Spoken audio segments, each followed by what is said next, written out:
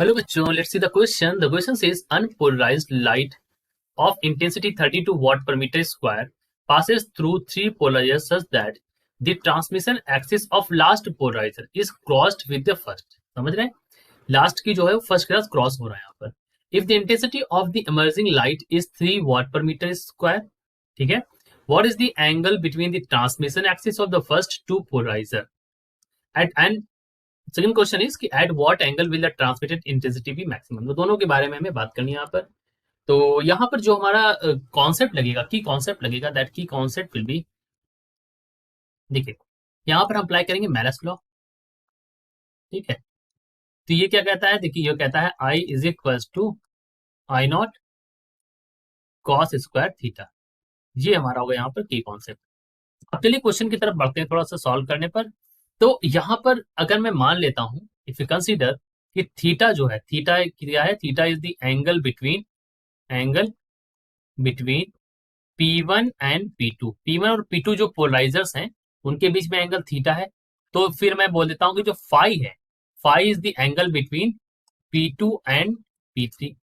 P2 और P3 polariser के बीच जो एंगल है वो हमारा क्या है, फाई है. क्वेश्चन में अगर आप पढ़े तो मैंने बताया था जब आपको पढ़ते समय कि यहाँ पर ये क्रॉस हो रहा है, लास्ट वाला जो P3 है वो फर्स्ट वाले साथ क्रॉस हो रहा है.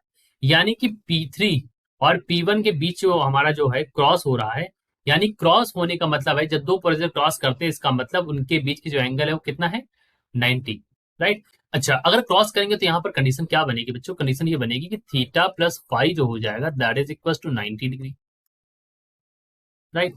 तो अगर यहां से हम फाई लिखेंगे तो फाई की वैल्यू क्या हो जाएगी, 90 माइनस थीटा. क्या वैल्यू हो जाएगी फाई की, 90 माइनस थीटा. राइट.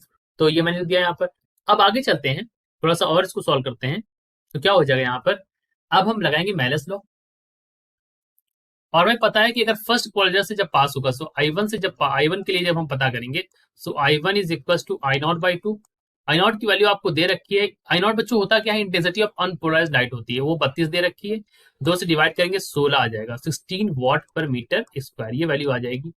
ठीक है. सिमिलरली अगर हम यहाँ पर P2 पोलराइजर से पास करेंगे तो वैल्यू क्या आ जाएगी वो पता कर लेते हैं. सो जब हम P2 से पास करेंगे then value will come, so for P2. ठीक है, तब हम देख लेते हैं. तो यहाँ पर I2 की वैल्यू आ जाएगी, इंसिडेंट जो इस पे होगी, incident into cos square theta. तो इंसिडेंट कितनी थी, 16. I1 की वैल्यू 16 आई थी ना यहाँ पर, तो 16 रख देंगे तो ये हो जाएगा 16 कॉस स्क्वायर थीटा.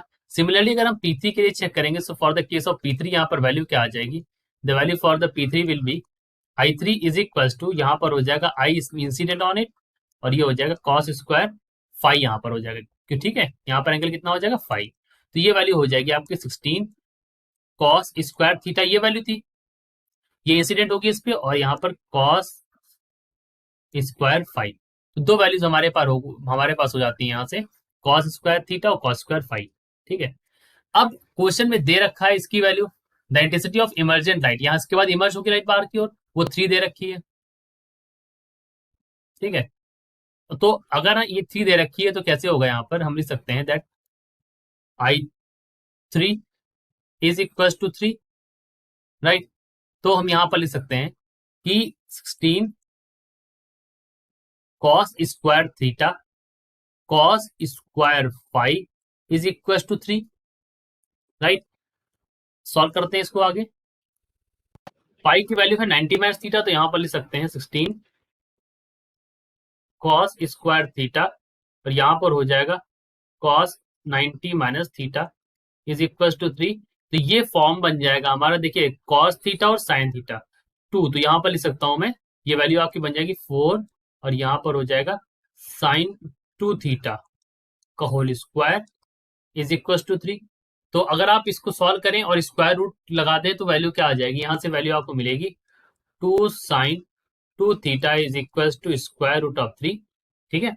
सो बच्चों अब इसको फर्दर हम यहां से सॉल्व करेंगे टॉप से, सो ताकि हमें आसानी रहे. यहाँ देखिए इस जगह से, तो अब इसको फर्दर सॉल्व करेंगे तो वैल्यू क्या आ जाएगी, सो फर्दर सॉल्व करने पर इसकी वैल्यू यहाँ पर आ जाएगी. तो आप लिख सकते हैं that sine 2 theta is equal to root 3/2, और ये वैल्यू किसकी होती है, 60 की होती है. 2 थीटा इज इक्वल 60, तो theta is equal to 30 degree. तो ये हमारा आंसर आ गया जो हमसे पूछा गया था, angle between transmission axis of first two polarizers. ठीक। अब आगे हमें पता करना है the angle, at what angle will the transmitted intensity be maximum. तो ट्रांसमिटेड इंटेंसिटी का मैक्सिमम होगी। सो वो मैं यहाँ पर ही देता हूँ, देखिए फॉर इंटेंसिटी मैक्सिमम। ठीक है, अगर हमें मैक्सिमम इंटेंसिटी के बारे में बात करनी है तो हम कैसे करेंगे, फॉर मैक्सिमम इंटेंसिटी देखिए 16 कॉस स्क्वायर थीटा, अरे और क्या बनता था यहाँ पर, कॉस स्क्वायर, ये था 5 इज मैक्सिमम। जब हमने इसको सॉल्व किया था तो आपको बताया था कितना आया था, we have received 4 sine 2 theta का होल स्क्वायर इज मैक्सिमम। इसका मतलब ये है कि अगर ये मैक्सिमम होगा तो साइन 2 थीटा की वैल्यू क्या हो जाएगी, साइन 2 थीटा की वैल्यू हो जाएगी 1। तभी हमारा I three is equal to I max हो जाएगा, क्योंकि I three is equal to I max की कंडीशन ही हम पता कर रहे हैं यहाँ पर।